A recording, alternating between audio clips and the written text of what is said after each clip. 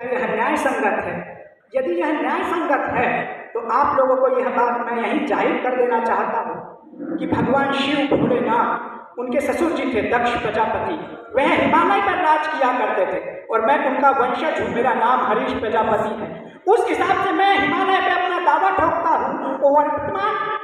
वर्तमान में जो मेरे पास आधार कार्ड है, सरकार मान्यता प्राप्त है, इसके ऐतिहासिक दस्तावेज भी मैं प्रस्तुत कर दूंगा तो हिमालय पर मेरा दावा सुनिश्चित किया जाए और हिमालय मेरे नाम किया जाए। यदि मेरे पक्ष के कोई मित्र इस शहर का श्रेष्ठ वक्ता बनता है तो हिमालय का दावा मेरे नाम हो, यह सुनिश्चित करे।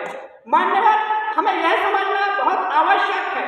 1991 में the places of worship act आता है और वह कहता है कि 1947 में 15 अगस्त से पहले जो गिरजाघर है, मस्जिद है, मंदिर है, जो जहां अब बस चुके, उस पर कोई बहस नहीं होगी। अपने अपने धार्मिक रीति रिवाजों के अनुसार आप पूजा पाठ करें, आप अजान करें, जो कुछ भी आपको रिचुअल्स करने हैं आप करें। किंतु उसके बाद भी यदि आप कह रहे हो एक विधि द्वारा प्रस्तावित नियम जो पास किया जा चुका हो उसे आप चुनौती दे रहे हो, तो मैं आपसे पूछना चाहूंगा कि आपके चाचा विधायक हैं या फिर आपके ताऊजी सांसद हैं? ऐसा नहीं है तो क्या फिर शासन प्रशासन आपके जेब में है? यदि ऐसा भी नहीं है तो फिर ऐसे पुअर जैसे तर्क क्यों आ रहे हैं कि किसी स्थानिक ऐतिहासिक स्थानांतरण आपको करना होगा? ऐसी संस्था के आधार पर कुछ आवाजें चीख उठेगी, उनको आप इतिहास के आधार पर जो साक्ष्य मरोड़े जा रहे हैं, तोड़े जा रहे हैं, वो किसी विचारधारा की कसौटी में भी खड़े नहीं उतर रहे हैं, क्योंकि कुछ चंद लोगों ने भीड़ में आवाज उठा दी तो वो एक ऐतिहासिक साक्ष्य बना दिया गया।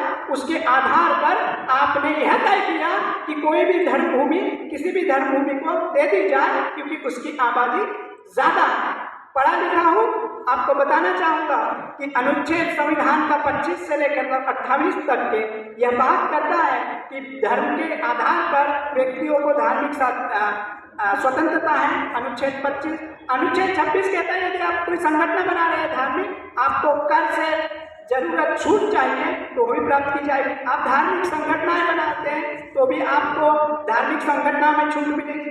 इन प्रकार के अधिकार हमें संविधान देता है। तो यदि इन प्रकार के अधिकार हमें संविधान देता है तो हमें और कौन से अधिकार चाहिए? हमें क्यों झूठे दावे करने चाहिए? क्या आपने देखा नहीं इंटर ने क्या किया इस झूठी संस्कृति के नाम पे? क्या आपने देखा नहीं फिलिस्तीन में क्या हो रहा है? क्या आप देख नहीं रहे हो आपका पड़ोसी मुल्क पाकिस्तान धार्मिक विषयों में इस प्रकार से घुल मिल जा रहा है कि वो एक जीती जागती मनुष्य तक को भी नाश करने में तुला हुआ है। आतंकवाद बढ़ रहा है और इसकी एकमात्र वजह है धार्मिक कट्टरता। और यह धार्मिक कट्टरता हमें कहीं किसी प्रकार से सीरिया ना बना दे, ये मुझे हमेशा डर लगता है।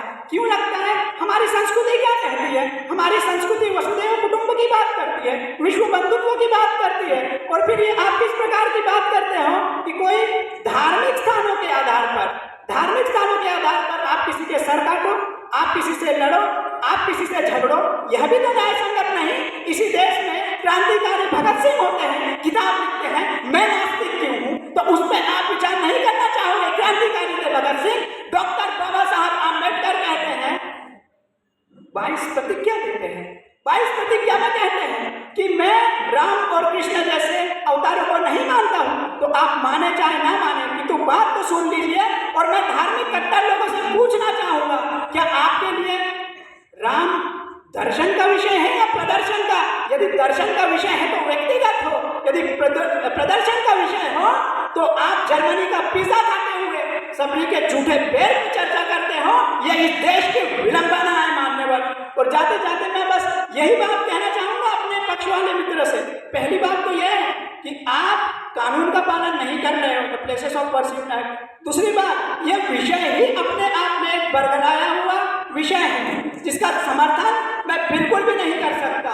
तीसरी बात, मैं जाते जाते यही कहूँगा, मेरी बात पर निश्चित रूप से विचार किया जाना चाहिए।